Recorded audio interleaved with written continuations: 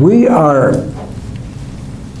actually at the top of page 51, where it's verse 48. The mob which had come out to watch a spectacle dispersed. And this word dispersed is the standard word for scattered, but not scattered by any specific person. It's not Cyrus, it's not Darius. It is just the natural to and fro of the Jews who were not living in Judea or in Babylon. They were scattered all over the country, all over the empire. As they were doing so, they were beating themselves on their breasts. Now, that's the reason that has to be a generic word, mob, there. It just means the crowds. Been in Israel 3 times, and it's amazing how many people are out and around at all hours of the day and night. They were beating themselves on their breasts because of their sadness at what they had seen. Now, this is general. This is not believers in Jesus or necessarily unbelievers in Jesus. This is just the general reaction. The Jews did not, if anybody could hate crucifixion worse than the upper class Romans, it was the Jews. They hated that, and so they would beat themselves out of sadness. You can feel sad for somebody that you don't even like. Is shame, Charles? What? Is shame involved in beating the breast in this case? Probably. It doesn't say it so specifically, but it is, they had seen something that made them react with a negative, sad reaction. And I just use that example. Would disgust be implied in that as well? I doubt it, Jesse, but I'm not going to say no, definitely no. Okay. On the other hand, all those who had been his friends and the women who had traveled all the way from Galilee with him stood at a distance, observing all that was happening. So how many different groups can you identify in that description? Now, some female. How many groups do you find in that paragraph?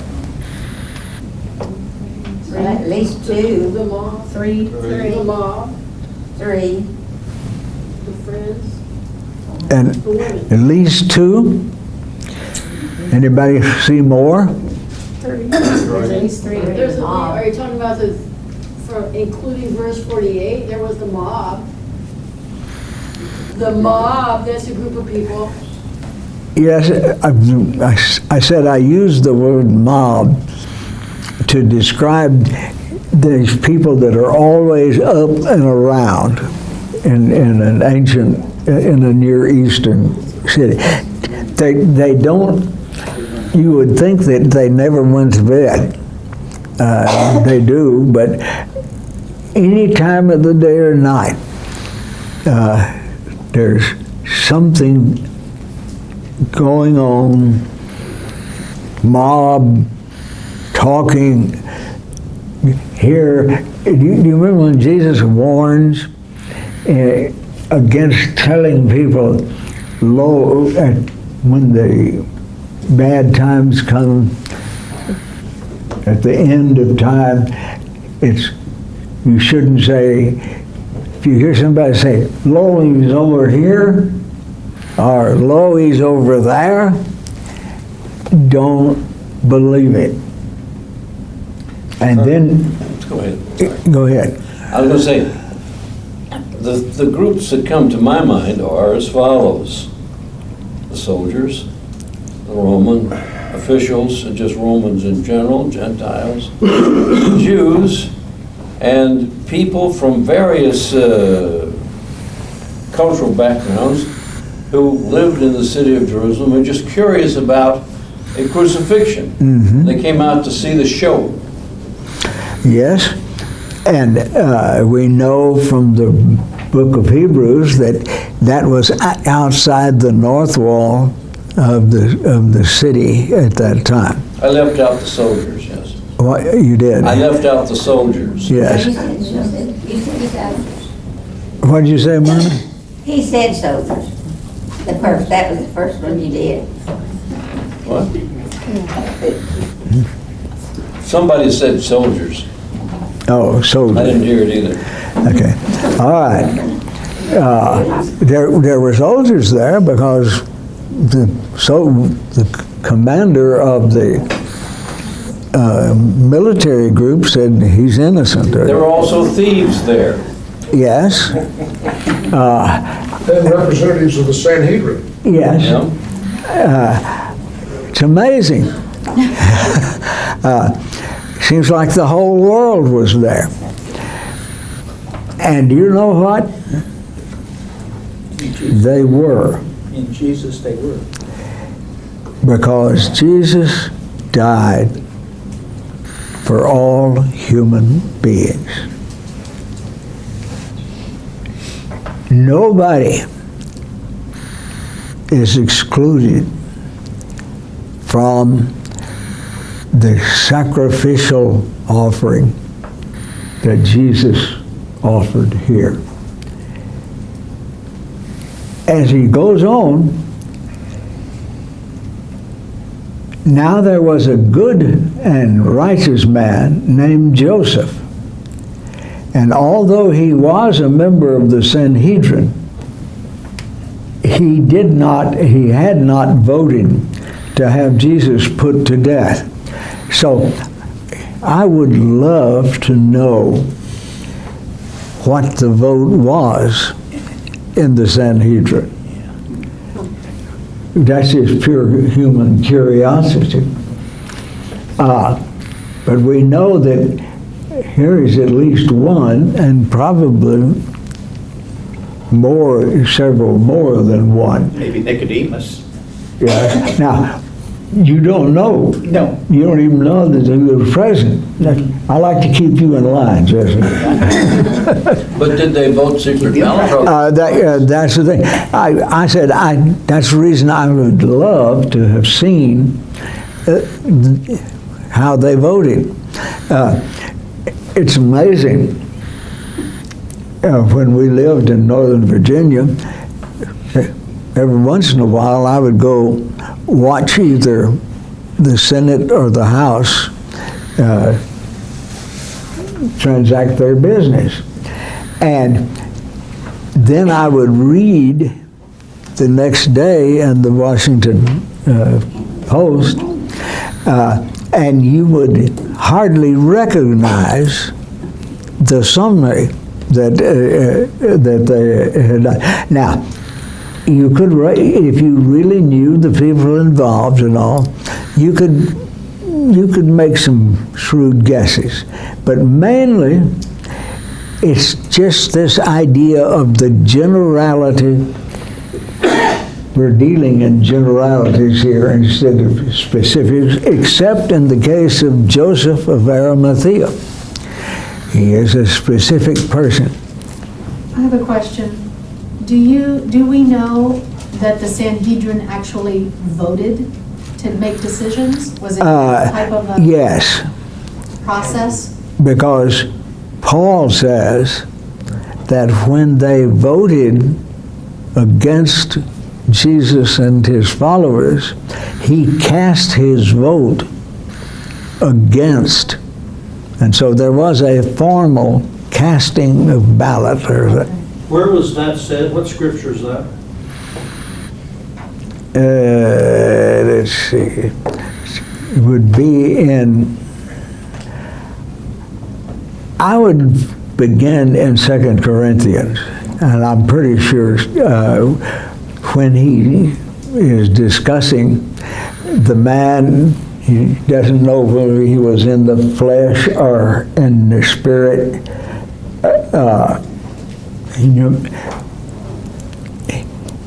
He knew people that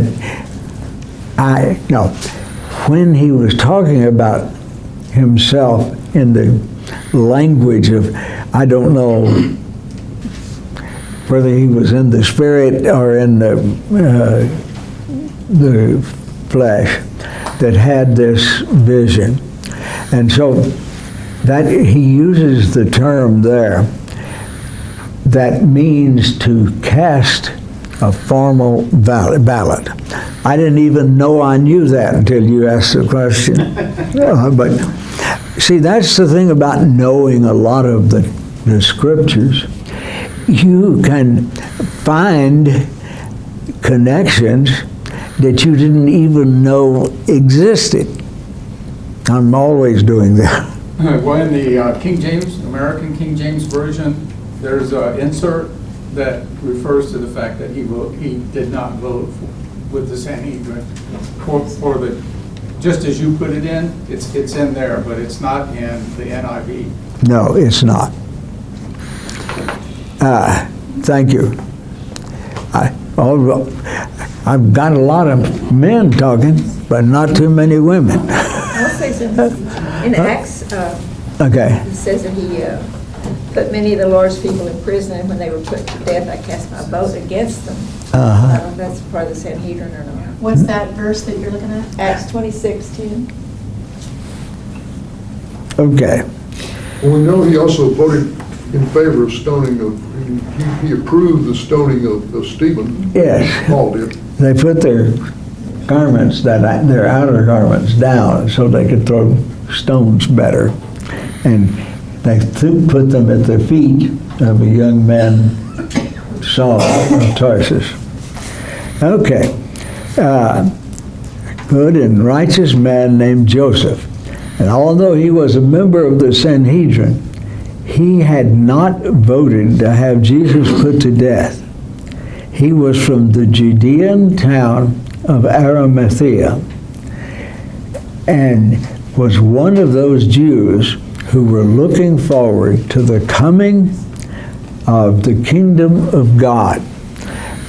That is, there seems to have been a group of Jews who identified themselves. Now, I can't find any record where there was any formal group that were waiting for the coming of the kingdom. But the Sadducees didn't believe in the afterlife. Yes. So they would not have been expecting the coming of Jesus, would they?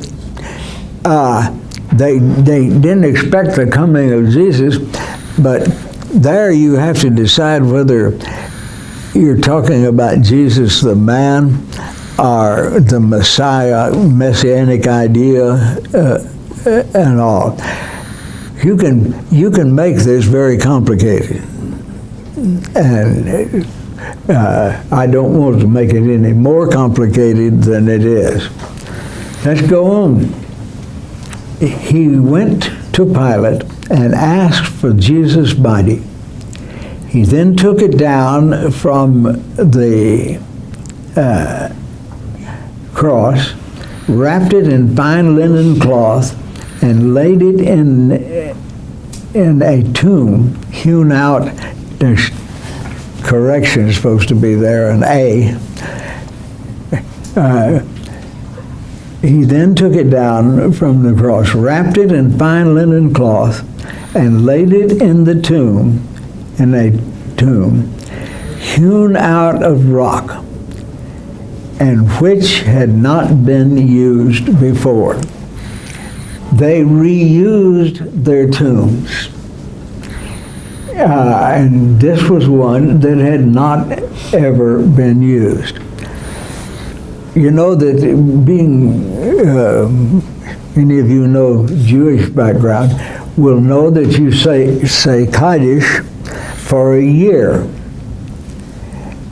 You say the prayers for the dead for a year. And then you go back to the tomb and take out the bones and put them in an ossuary. That's a jar with bones in it. You set that jar way back in the tomb, and you put another body in there.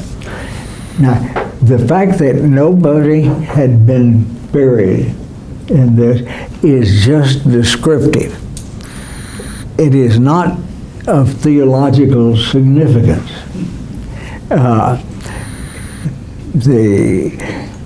The best I have been able to do, and when we were there originally with Menachem Rosenthal, there is a tomb called Pilate's tomb, but it's outside the south and west of the city. So it couldn't have been the one, but it fits the description completely. And it,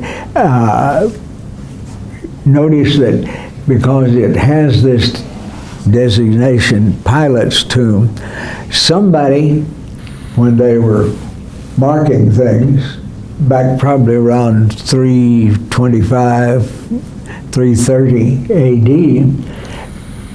said that's connected with Pilate and the Romans and everything. But that is just pure human speculation. But if you want to know what a tomb looked like, that's one. It's isolated. It's just out there in the kind of plains country, south and west of Jerusalem. He went to Pilate and asked for Jesus' body. He then took it down from the cross, wrapped it in linen cloth, and laid it in a tomb hewn out of rock, which had not been used before. It was the day when the Jews got ready to celebrate the Sabbath. That would be what day? Friday late in the day, before It sunrise. says which was about to be. Yeah. Before sunset. Yes. And you always have, there's two things that's difficult to translate from ancient times to modern times. And that is the equivalent value of money. Because you don't have a handy little conversion book to tell you how much it was valued. And the conversion of linear distance, that is, how long is a cubit? It's about 14 to 18 inches, but that's a pretty good, well, actually, if it came to legal, they measured the elbow to the tip of the longest finger, and that's what a cubit is. But let's see. Let's look at Steve here. Steve, you want to come and measure your cubit against my cubit? As long as you're not planning on Indian wrestling or anything like that. No.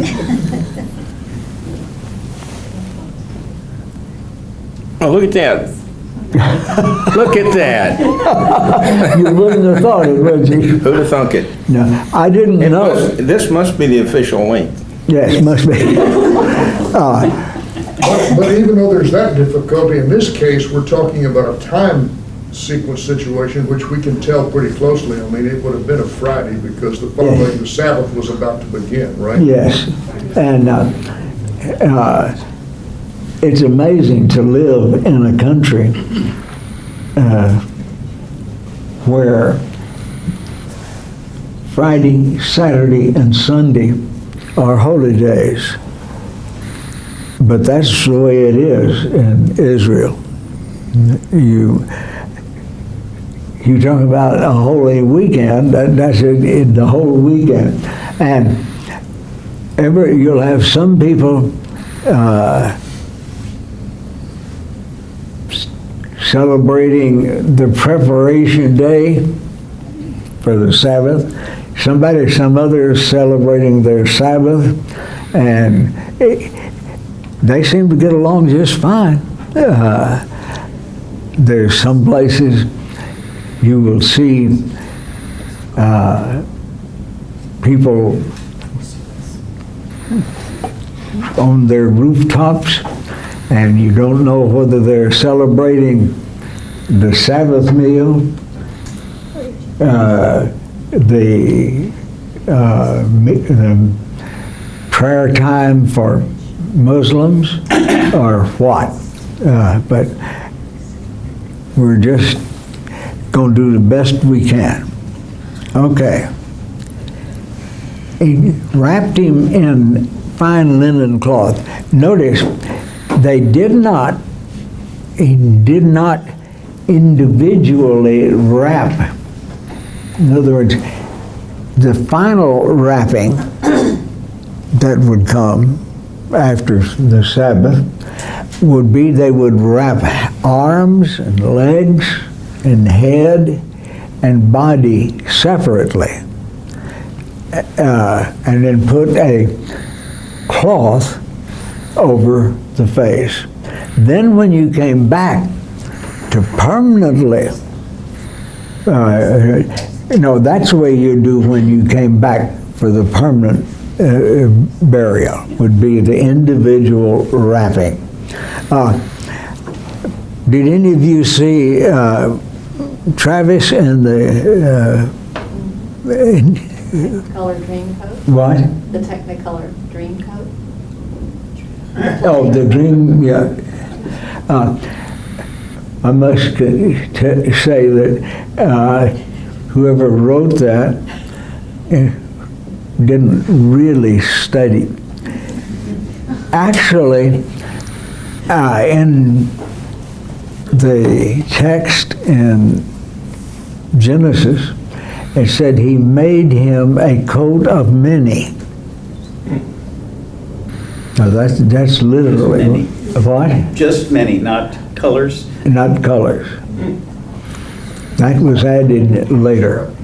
Actually, it's what we would call a fitted coat. In other words, the sleeves were separate, the vest part of it was separate, and all. Again, I don't think it had any theological significance. The historical significance is it showed extreme favoritism.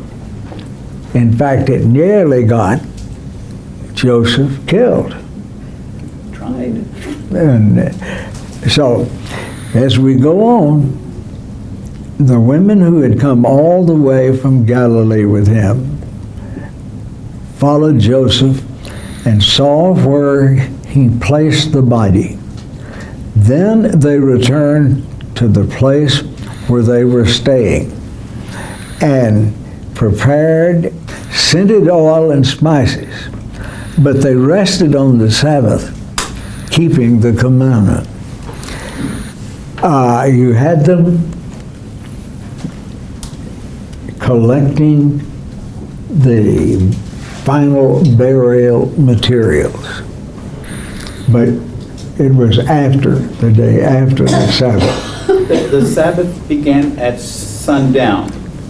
And if Jesus died around 3 o'clock, they had to do a lot of stuff in about 3 hours or so. In other words,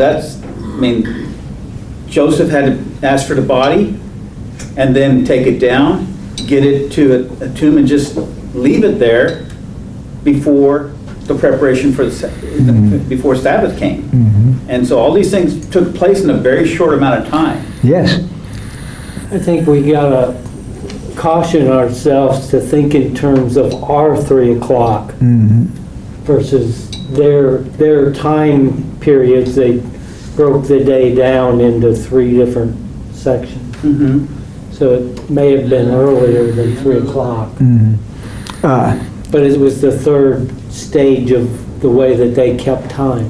yes, but I'm not going to go, I said how difficult it was for measuring time from I'm back just thinking then. of the hastiness that must have happened. Well, that's why he was left not tended to, was because they didn't have time to tend to him, which I think was probably divine timetable anyway, because his body didn't see decay, and they were preparing it for decay. Okay. I've seen that one that is called Herod's tomb, or Pilate's tomb. Anyway, it's sitting lonely out there to the southwest wall outside the section. Okay, Charles, actually, this would be a good place to stop. We have, okay. all right?